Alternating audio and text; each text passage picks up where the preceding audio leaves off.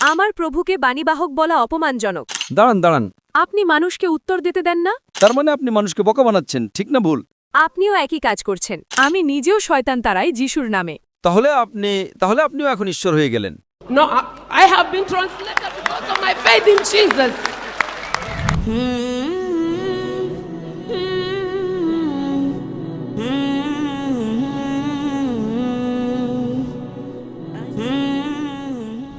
আমার নাম রোজ এবং আমি কাটার এয়ারওয়েজে কাজ করি। আমার প্রশ্নটি হল, আমি শুনেছি আপনি ধর্ম নিয়ে অনেক কথা বলেন এবং আমি বাইবেলের কথা বলবো কারণ আমি সেটাই জানি। আপনি বলেন আপনি যিশুকে একজন ধর্মীয় নেতা হিসেবে উল্লেখ করেন, কিন্তু আমার জানা মতে যিশু কোনো ধর্ম প্রবর্তন করতে আসেননি, এমনকি তিনি কোনো ধর্মীয় নেতাও নন। যিশু এই পৃথিবীতে যা প্রবর্তন করেছিলেন তা হল ঈশ্বরের রাজ্য, কিংডম অফ গড।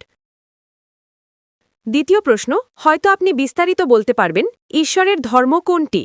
কারণ আমি যতদূর গবেষণা করেছি আমি বুঝতে পেরেছি যে যিশু, যিনি আমার প্রভু এবং মুক্তিদাতা, তিনি এগুলোর কোনোটাই প্রবর্তন করেননি। তিনি স্বর্গের শাসন ব্যবস্থা প্রবর্তন করেছিলেন। অন্য কথায়, তিনি স্বর্গীয় শক্তির মাধ্যমে পৃথিবীকে এক নতুন শাসন ব্যবস্থার অধীনে আনতে চেয়েছিলেন। এখানে অনেক বিতর্ক আছে। অন্য প্রশ্নটি হল, বোন, দয়া করে একবারে একটি প্রশ্ন করুন। আপনি ইতিমধ্যে দুটি প্রশ্ন করে ফেলেছেন। উত্তর দেওয়ার পর আপনি পরের প্রশ্নটি করতে পারবেন। ঠিক আছে। একবারে একটি। বোন দুটি প্রশ্ন করেছেন এবং আমার মনে হয় তিনি একজন খ্রিস্টান। তিনি বলেছেন যে আমি বলেছি যিশু একজন ধর্মীয় নেতা ছিলেন। আমি কখনোই এমনটা বলিনি। আমি কখনোই বলিনি যে যিশু আলাইসাল্লাম একজন ধর্মীয় নেতা ছিলেন। আমি বলেছি তিনি ছিলেন ঈশ্বরের একজন নবী, ঈশ্বরের বাণীবাহক, এবং ধর্মীয় নেতার মধ্যে আকাশ পাতাল পার্থক্য রয়েছে। একজন ঈশ্বরের বাণীবাহক অনেক বেশি মর্যাদাবান। আজকের পৃথিবীতে অনেক ধর্মীয় নেতা আছেন। যীশুখ্রিস্ট আলাইসাল্লাম ছিলেন ঈশ্বরের একজন বাণীবাহক, এবং আপনি আপনার প্রশ্নে বলেছেন যে তিনি আপনার প্রভু এবং মুক্তিদাতা। তাই প্রথমে বোন আপনাকে বলি, ইসলামই একমাত্র অখ্রিস্টান ধর্ম যা যীশুখ্রিস্ট আলাইসাল্লামকে বিশ্বাস করাকে ঈমানের অবিচ্ছেদ্য অংশ মনে করে। কোনো মুসলমান প্রকৃত মুসলমান হতে পারে না যদি সে যীশুখ্রিস্টকে আলাইসাল্লামকে বিশ্বাস না করে। আমরা বিশ্বাস করি যে যীশুখ্রিস্ট আলাইসাল্লাম সর্বশক্তিমান ঈশ্বরের অন্যতম শ্রেষ্ঠ বাণীবাহক ছিলেন। আমরা বিশ্বাস করি যে তিনি ছিলেন মসীহ, যাকে অনুবাদ করলে হয় খ্রিস্ট। আমরা বিশ্বাস করি যে তিনি অলৌকিকভাবে কোনো পুরুষের হস্তক্ষেপ ছাড়াই জন্মগ্রহণ করেছিলেন, যা আজকের অনেক আধুনিক খ্রিস্টান বিশ্বাস করে না। আমরা বিশ্বাস করি যে তিনি ঈশ্বরের অনুমতিতে মৃতকে জীবন দান করেছিলেন। আমরা বিশ্বাস করি যে তিনি ঈশ্বরের অনুমতিতে জন্মান্ধ এবং কুষ্ঠ রোগীদের সুস্থ করেছিলেন। মুসলমান এবং খ্রিস্টানরা এই বিষয়গুলোতে একমত। কিন্তু কেউ প্রশ্ন করতে পারে, তাহলে মতপার্থক্যটা কোথায়? মতপার্থক্যটা হলো অধিকাংশ খ্রিস্টান বিশ্বাস করে, যার মধ্যে আপনিও আছেন, যা আপনার প্রশ্ন থেকে বোঝা গেল, যে যীশুখ্রিস্ট আলাইসাল্লাম নিজেকে ঈশ্বর দাবি করেছিলেন, এবং অধিকাংশ খ্রিস্টান বিশ্বাস করে যে যীশুখ্রিস্ট আলাইসাল্লাম হলেন ঈশ্বর। বোন, আমি আপনাকে মনে করিয়ে দিই, আমি তুলনামূলক ধর্মের একজন ছাত্র। আমি বাইবেল পড়েছি। পুরো বাইবেলে এমন একটিও স্পষ্ট উক্তি নেই যেখানে যীশুখ্রিস্ট আলাইসাল্লাম নিজেও বলেছেন যে আমি ঈশ্বর, অথবা যেখানে তিনি বলেছেন আমার উপাসনা করো। যদি বোন আপনি বাইবেলের যে কোনো জায়গা থেকে এমন একটি স্পষ্ট উক্তি, বাইবেলের যে কোনো জায়গা থেকে এমন একটি দ্ব্যর্থহীন উক্তি যেখানে যীশুখ্রিস্ট তার উপর শান্তি বর্ষিত হোক নিজে বলেছেন যে আমি ঈশ্বর, অথবা যেখানে তিনি বলেছেন আমার উপাসনা করো, তাহলে আমি জাকির নায়েক আজই খ্রিস্টান ধর্ম গ্রহণ করতে প্রস্তুত।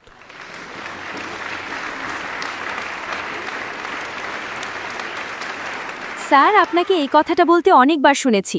আমি অন্য মুসলমানদের পক্ষ থেকে কথা বলছি না। আমি নিজের জীবন বাজি রাখতে প্রস্তুত।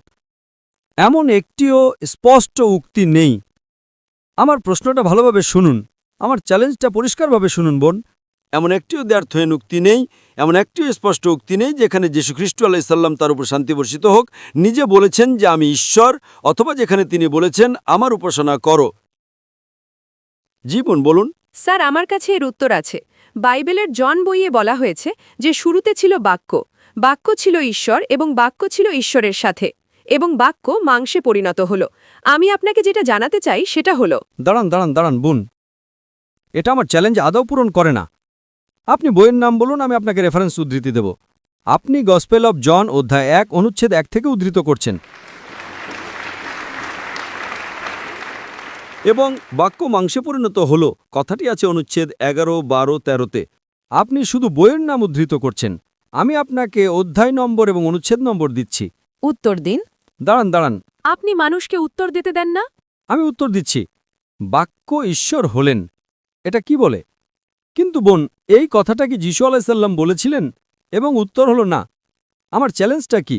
বাইবেলের যে কোনো জায়গা থেকে এমন একটিও স্পষ্ট উক্তি নয়, এমন একটিও দ্ব্যর্থহীন উক্তি নয় যেখানে যীশুখ্রিস্ট আলাইসাল্লাম নিজে বলেছেন, মানে সেটা লাল রঙের লেখা থাকার কথা। রেড লেটার বাইবেল নামে একটা বাইবেল আছে। আপনি যদি খ্রিস্টান হন তবে হয়তো জেনে থাকবেন। লাল অক্ষর মানে যীশুখ্রিস্ট আলাইসাল্লাম নিজে বলেছেন। গসপেল অব জন অধ্যায় 1 অনুচ্ছেদ 1 থেকে 13 লাল রঙে লেখা নেই। আমি এটার উত্তর দেব। স্যার, আপনাকে এই কথাটা বলতে অনেকবার শুনেছি। দাঁড়ান, আমাদের উত্তর দিতে দিন। সবার আগে আপনি আমার চ্যালেঞ্জ পূরণ করেননি। এটা যীশুখ্রিস্ট আলাইসাল্লাম নিজে বলেছেন এমন হতে হবে। এগুলো যিশুর কথা নয়, এগুলো ফাইলো নামের একজন ইহুদির কথা। ঠিক, এটি ফাইলো নামের একজন ইহুদির কথা, এবং তিনি কখনো এর জন্য ঈশ্বরত্বের দাবি করেননি। তবু আমি আপনাকে সাহায্য করব। এটা কি বলে? শুরুতে যাই হোক, আপনার উদ্ধৃতি সঠিক ছিল না। আমি আপনাকে হুবহু উদ্ধৃতি দেব। গসপেল অব জন অধ্যায় 1 অনুচ্ছেদ 1 বলে, শুরুতে ছিল বাক্য, বাক্য ছিল ঈশ্বরের সাথে, এবং বাক্যই ছিল ঈশ্বর। In the beginning was the Word was with God, and the Word was God. এবং পরবর্তীতে এটা বলে বাক্য মাংসে পরিণত হল।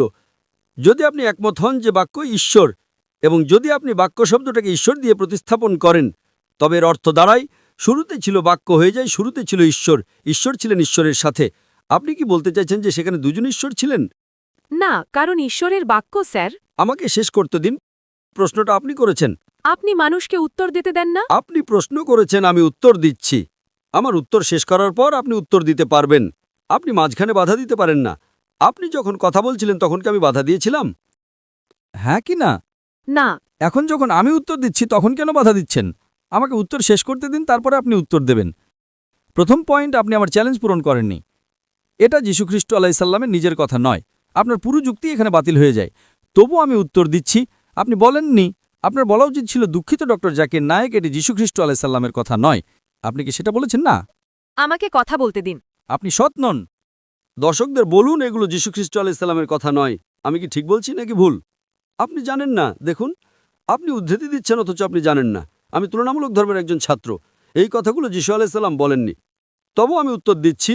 আপনি যদি বলেন বাক্য ঈশ্বর, এবং যদি বাক্য শব্দটাকে ঈশ্বর দিয়ে প্রতিস্থাপন করেন, তবে এর অর্থ দাঁড়ায় শুরুতে ছিল বাক্য হয়ে যায় শুরুতে ছিল ঈশ্বর, ঈশ্বর ছিলেন ঈশ্বরের সাথে। আপনি কি বলতে চাইছেন যে সেখানে দুজন ঈশ্বর ছিলেন? এবং উত্তর হলো না। আমি আপনাকে তৃতীয় একটি উত্তর দিচ্ছি। যদি আপনি মূল পাণ্ডুলিপি পড়েন, প্রথমবার যখন ঈশ্বর শব্দটি ব্যবহার করা হয়েছে, শুরুতে ছিল বাক্য, বাক্য ছিল ঈশ্বরের সাথে। এখানে শব্দটি হলো থিয়স। গ্রিক এবং আরামাইক ভাষায় থিয়স মানে হলো স্রষ্টাকর্তা ঈশ্বর। দ্বিতীয়বার যখন ঈশ্বর শব্দটি ব্যবহৃত হয়েছে, এটা হলো টনথিয়স। থিয়স মানে স্রষ্টাকর্তা ঈশ্বর, সর্বশক্তিমান ঈশ্বর। টনথিয়স মানে ঈশ্বর ভীরু ব্যক্তি।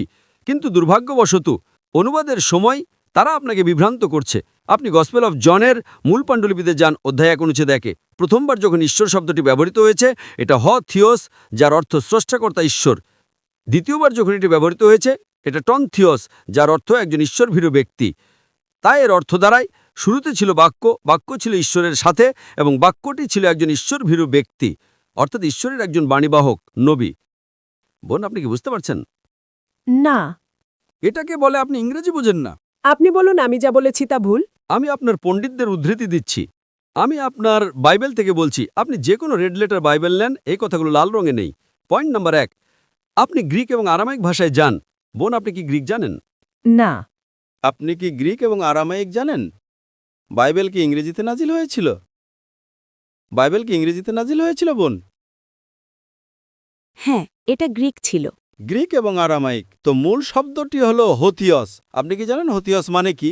বাড়ি গিয়ে গুগলে খুঁজুন হোথিয়স। হয়তো আমি আপনাকে ধোঁকা দিচ্ছি। আচ্ছা স্যার। দাঁড়ান। হোথিয়স মানে সৃষ্টিকর্তা ঈশ্বর। টন হোথিয়স মানে একজন খোদা, অর্থাৎ ধার্মিক ব্যক্তি। তার মানে আমি যদি একমত হই, এটি বলে যীশুখ্রিস্ট ছিলেন ঈশ্বরের একজন বাণীবাহক। আপনি কি তাতে বিশ্বাস করেন? না, তিনি বাণীবাহকের চেয়েও বড়। তিনি শুধু একজন বাণীবাহক নন। আমার প্রভুকে বাণীবাহক বলা অপমানজনক। দাঁড়ান কিন্তু আগে বলুন যে আপনি যা উদ্ধৃত করেছেন তা ভুল। স্যার, কিছু প্রমাণ করার জন্য আমরা কিছু প্রমাণ করব। আপনি মেনে নিন যে এটা ভুল, তারপর আমরা পরের প্রশ্নে যাব। আমি একমত নই। তার মানে আপনি যা বলেছেন সেটা যিশুর কথা নয়, তার মানে আপনি মানুষকে বোকা বানাচ্ছেন, ঠিক না ভুল? আপনিও একই কাজ করছেন। আপনি ভেবেছিলেন আমি জানি না, ঠিক? না স্যার, আমি এখানে জ্ঞান প্রদর্শন করতে আসিনি, আমি সত্য প্রদর্শন করতে এসেছি। এটা জ্ঞানের প্রশ্ন নয়, এটা বাইবেলের প্রশ্ন। আপনি বিশ্বাস করেন বাইবেল ঈশ্বরের বাণী, ঠিক? হ্যাঁ, আমি করি। আমি বিশ্বাস করি না এটা ঈশ্বরের বাণী। যদিও আপনি বিশ্বাস করেন বাইবেল ঈশ্বরের বাণী, আমি আপনার চেয়ে বাইবেল বেশি জানি, ঠিক? বাইবেল জানা এক জিনিস আর বাইবেলের ওহী বা উপলব্ধি পাওয়া আরেক জিনিস। কারণ আপনি জানেন, যখন যিশু এসেছিলেন তখন যারা তাকে চিনতে পারেনি তারা ছিল ধর্মীয় নেতারা। তারা বড় ভুল করেছিল। তারা জানত না তিনি কে ছিলেন, কারণ তিনি গোপন ছিলেন। আর নিউ টেস্টামেন্টের কাজ। বোন, আপনি বাইবেলের এমন একটা জায়গা দেখান যেখানে কোনো স্পষ্টতা ছাড়া, দ্ব্যর্থহীন বা একেবারে পরিষ্কার বক্তব্যে, যেখানে যীশুখ্রিস্ট তার উপর শান্তি বর্ষিত হোক নিজে বলেছেন আমি ঈশ্বর, অথবা যেখানে তিনি বলেছেন আমার উপাসনা করো, আমি খ্রিস্টান ধর্ম গ্রহণ করতে প্রস্তুত। সহজ চ্যালেঞ্জ। আর আপনি বাইবেলের এই বিশাল গ্রন্থ থেকে একটা আয়াত দেখাতে পারছেন না। আমাকে একটা প্রশ্ন করতে দিন স্যার। আপনি কি নিজেকে আপনার কথা থেকে আলাদা করতে পারেন? দুঃখিত। আপনি কি ডক্টর জাকির নায়েককে তার কথা থেকে আলাদা করতে পারেন? আপনি কি ডাক্তারকে আলাদা করতে পারেন? আপনি কি নিজেকে আপনার কথা থেকে আলাদা করতে পারেন? কিন্তু আমি পারি বা না পারি তাতে কি আসে যায়? দেখছেন, আপনি বুঝতে পারছেন না। যিশু হলেন ঈশ্বরের বাণী, যিনি রক্ত মাংসের রূপ নিয়েছেন। কিন্তু ধর্মীয় মনন বা মস্তিষ্ক পঞ্চ ইন্দ্রিয়ের ধরাছোঁয়ার অনেক ঊর্ধ্বে। যিশু ঈশ্বরের বাণী এবং তিনি নিজেই ঈশ্বর। বাইবেল বলে তিনি তাকে এমন এক নাম দিয়েছেন যা অন্য সব নামের ঊর্ধ্বে, যা হল ঈশ্বরের বাণী। প্রত্যেক নবী তার সময়ের ঈশ্বরের বাণী। মুসা ঈশ্বরের বাণী ছিলেন, যিশু ঈশ্বরের বাণী ছিলেন, ইব্রাহিম ঈশ্বরের বাণী ছিলেন, নবী মোহাম্মদ ঈশ্বরের বাণী। তাহলে সমস্যাটা কোথায়? প্রত্যেক নবী তার সময়ের ঈশ্বরের বাণী। যীশুখ্রিস্ট তার উপর শান্তি বর্ষিত হোক, এর মধ্যে এমন কি পার্থক্য আছে? আপনি আপনার বাইবেল থেকে একটা উক্তি দেখাতে পারছেন না যেখানে যিশু বলেছেন আমি ঈশ্বর, অথবা যেখানে তিনি বলেছেন আমার উপাসনা করো। আর আপনি এখন উদ্ধৃতি দিচ্ছেন। যিশু যা করেছেন তা আর কোনো নবী করেছেন? আমার কাছে এর উত্তর আছে স্যার। বাইবেলের বাণী শুরুর সময় থেকে যিশুর সময় পর্যন্ত আপনি যাদের নবী বলেন তাদের মধ্যে এমন কাউকে দেখান যার শয়তান তাড়ানোর ক্ষমতা ছিল বা অসুস্থদের সুস্থ করার ক্ষমতা ছিল। কেন? কারণ শুরুতে ঈশ্বরেরই একমাত্র ক্ষমতা ছিল শয়তানের মোকাবিলা করার, স্বর্গে মানুষের পতনের পর থেকে।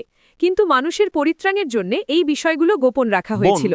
যদি কোনো ব্যক্তি কারোর ভিতর থেকে শয়তান বা জিন তাড়ায়, তবে সে কি ঈশ্বর হয়ে যায়? আজ অনেক মানুষ আছে যারা ঝাড়ফুঁক করে এবং তারা শয়তান তাড়ায়, তারা তো ঈশ্বর হয়ে যায় না। তারা যিশুর কাছ থেকে সেই ক্ষমতা পেয়েছে। আজ বোন, এমনকি এই কাতারেও অনেক মানুষ আছে যারা রুকাইয়া করতে পারে এবং মানুষের ভিতর থেকে শয়তান বের করতে পারে। এটা তাদের ঈশ্বর বানায় না। আমি নিজেও শয়তান তাড়াই যিশুর নামে। ও, তাহলে আপনিও এখন ঈশ্বর হয়ে গেলেন। No, I have been translated because of my faith in Jesus. না, যিশুর প্রতি আমার বিশ্বাসের কারণে আমি পরিবর্তিত হয়েছি। বাইবেল বলে, শুনুন। আমি আপনার সাথে একমত। আপনি যদি বাইবেল পড়েন, ইনজিলে যখন যীশুখ্রিস্ট আলাইহিসসালাম মৃত লাজারাসকে জীবন দান করেন, তিনি সর্বশক্তিমান ঈশ্বরের কাছে প্রার্থনা করেছিলেন। যীশুখ্রিস্ট তার উপর শান্তি বর্ষিত হোক যত অলৌকিক কাজ করেছেন তিনি ঈশ্বরের নামেই করেছেন, তিনি নিজের ক্ষমতায় করেননি। আপনি আমাকে উত্তর দেননি। দুঃখিত, আমাদের হাতে সময় নেই। আপনি হল ভাড়া করে কালকে একটা লেকচার দিতে পারেন, এটা প্রশ্ন উত্তরের সময়। আপনি আমাকে উত্তর দেননি sir. Okay, can we have the next question?